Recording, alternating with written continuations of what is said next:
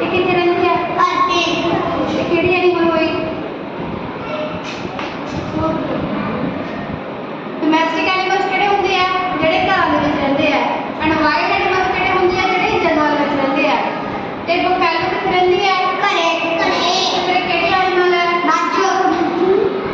Wild ਹੈ domestic ਹੈ ਦਾ ਪੁੱਛਿਆ ਮੈਂ। ਘਰ ਦੇ ਵਿੱਚ ਰਹਿੰਦੀ ਤੇ ਕਿਹੜੀ ਐਨੀਮਲ ਹੈ? Domestic animal. ਠੀਕ ਹੈ। ਇਹ ਕਿੱਥੇ ਰਹਿੰਦੀ ਹੈ? ਫਿਰ ਕਿਹੜੀ ਐਨੀਮਲ ਹੋਈ ਇਹ? Domestic pet animal. ਠੀਕ ਹੈ। ਪਾਲਤੂ ਜਾਨਵਰ ਜਿਹੜੇ ਘਰਾਂ ਦੇ ਵਿੱਚ ਰਹਿੰਦੇ ਆ। ਠੀਕ ਹੈ। ਧਿਆਨ ਨਾਲ ਸਮਝਣਾ ਰਜੇ, ਮੈਂ ਪੁੱਛਣਾ ਤੁਹਾਡੇ ਤੋਂ। ਇਹ ਕਿੱਥੇ ਰਹਿੰਦਾ ਹੈ? ਤੇ ਫਿਰ ਕਿਹੜਾ ਐਨੀਮਲ ਹੈ ਇਹ? ਪਾਲਤੂ ਜਾਨਵਰ। ਠੀਕ ਹੈ। ਇਹਨੂੰ ਬੋਲਦੇ ਪੈਟ ਐਨੀਮਲ। ਓਕੇ। ਰਜੇ ਟੇਬਲ ਨਹੀਂ ਲਿਖਾਉਣਾ। ਇਹ ਕਿਹੜਾ ਐਨੀਮਲ ਹੈ? ਕੈਟ। ਹੈ ਨਾ। ਕੈਟ ਘਰ ਦੇ ਵਿੱਚ ਰੱਖਦੇ ਆ ਨਾ। ਤੇ ਫਿਰ ਇਹ ਕਿਹੜੀ ਐਨੀਮਲ ਹੋਈ? ਡੋਮੈਸਟਿਕ ਜਾਂ ਵਾਈਲਡ? ਪਾਲਤੂ ਨੂੰ ਕੀ ਬੋਲਦੇ ਆ? ਡੋਮੈਸਟਿਕ। ਧਿਆਨ ਰੱਖਣਾ ਹੈ ਸਾਰਿਆਂ ਨੇ। ਡੋਮੈਸਟਿਕ ਦਾ ਮਤਲਬ ਕੀ ਹੁੰਦਾ ਹੈ? ਪਾਲਤੂ। ਇਹ ਕਿਹੜੀ ਐਨੀਮਲ ਹੈ? ਪਾਲਤੂ। ਠੀਕ ਹੈ। ਇਹ ਕੀ ਹੈ? ਮੁਰਗਾ। ਇਹ ਆਪਾਂ ਘਰ ਦੇ ਵਿੱਚ ਰੱਖ ਸਕਦੇ ਹਾਂ ਨਾ। ਕਿਹੜਾ ਐਨੀਮਲ ਹੈ ਇਹ? ਪਾਲਤੂ ਹੈ। ਨੈਕਸਟ ਦੇਖੋ, ਖਰਗੋਸ਼ ਨੂੰ ਕੀ ਬੋਲਦੇ ਆ? ਰੈਬਿਟ। ਕਿਹੜਾ ਐਨੀਮਲ ਹੈ ਇਹ? ਪਾਲਤੂ। Very good. ਨੈਕਸਟ, ਘਰ ਦੇ ਵਿੱਚ ਰੱਖ ਸਕਦੇ ਆ ਨਾ।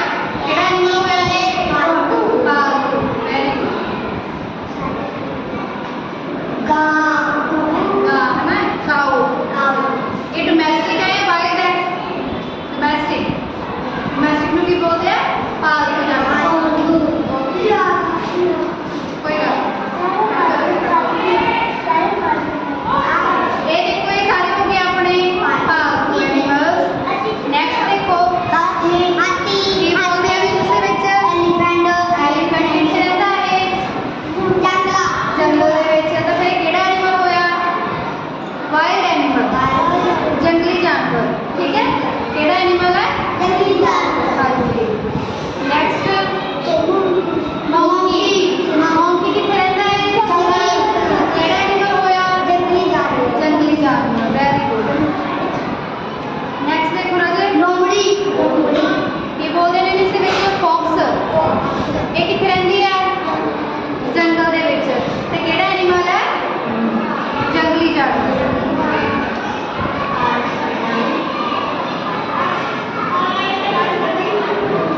ਇਹ ਹੈ ਗੈਂਡਾ। ਇਹਨੂੰ ਬੋਲਦੇ ਡਾਇਨਾਸੌਰ। ਇਹ ਜੰਗਲ ਦੇ ਵਿੱਚ ਰਹਿੰਦਾ। ਤੇ ਕਿਹੜਾ ਐਨੀਮਲ ਹੈ ਇਹ? ਜੰਗਲ ਦੇ ਵਿੱਚ ਰਹਿੰਦਾ। ਤੇ ਕਿਹੜਾ? Wild animal. ਠੀਕ ਹੈ। ਜੰਗਲੀ ਜਾਨਵਰ।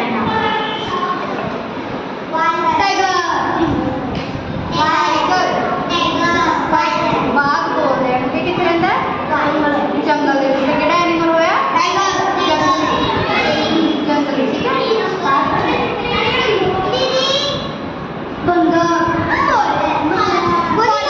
ਗਰੀਲਾ। ਇਹਨੂੰ ਕੀ ਬੋਲਦੇ ਆ? ਗਰੀਲਾ। ਇਹ ਕਿੱਥੇ ਰਹਿੰਦਾ ਹੈ? ਜੰਗਲ ਦੇ ਵਿੱਚ। ਤੇ ਕਿਹੜਾ ਐਨੀਮਲ ਹੈ? ਜੰਗਲੀ ਜਾਨਵਰ।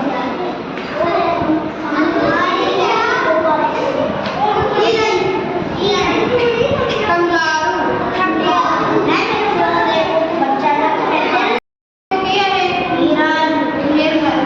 ਕਿੱਥੇ ਰਹਿੰਦਾ ਹੈ ਇਹ? ਕਿਹੜਾ ਐਨੀਮਲ ਹੋਇਆ? ਜੰਗਲੀ ਜਾਨਵਰ। ਨੈਕਸਟ,